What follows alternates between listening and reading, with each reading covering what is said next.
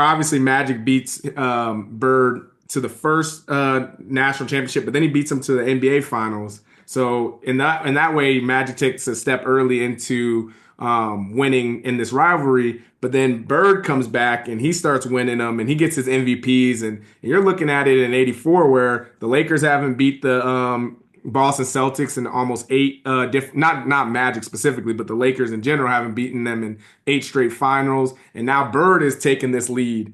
And he's kind of the person when they're saying, "Hey, Magic, when are you gonna catch up to Bird?"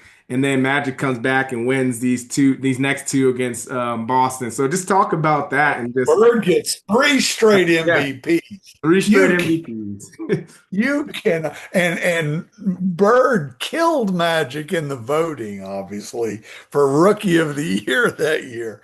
All of that drove Magic to that first championship. You know, the failing of the NBA scheduling, that for all the great competition and the rivalry and how deeply those two guys cared and how they possessed a perfect context. Each of them had just incredibly good teammates in terms of playing the game at that very high level both those teams played at. They didn't get to play much against each other. They would have these preseason, they would play these extended series Oh yeah. in the preseason. And they would be really hotly contested. It was nothing like preseason games today. I mean, they would go at each other. Wow. And so back in the 60s, the Lakers and the Celtics would ride around in touring cars for the preseason. But, once the newer scheduling came in, it really, there wasn't much of these guys unless they met in the finals. And so the failure of the NBA.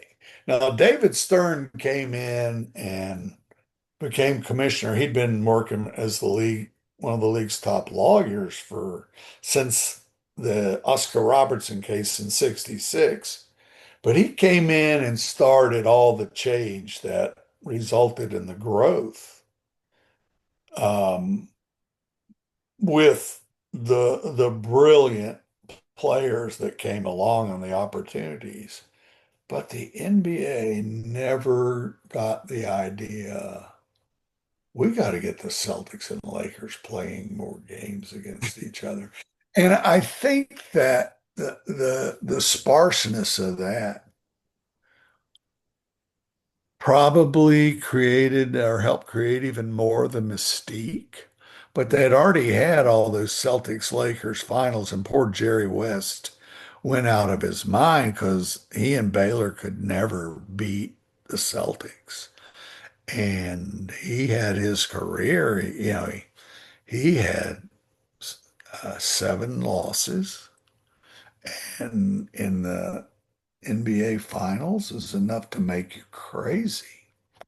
And West has been called crazy, was called crazy. He was a really intense dude. But it is a shame they didn't play more. But man, they had a high appreciation. They hated each other in a lot of ways.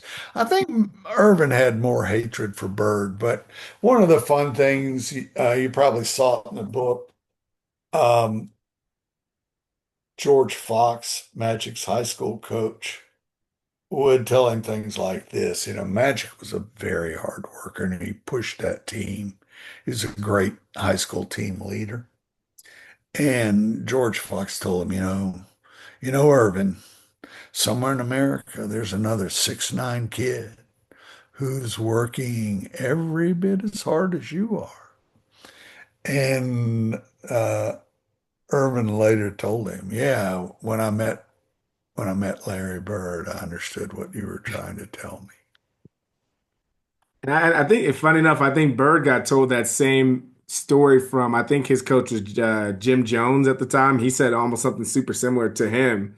So just kind of Yeah. how those stories, they just, it's one of those moments where kind of like you said, it's biblical because they both felt this pressure of somebody coming to take their spot. If you enjoyed that clip, make sure you head over to www.bookupapp.com to download our app so you can connect with your favorite bookish content creators, start conversations, and start your own book club.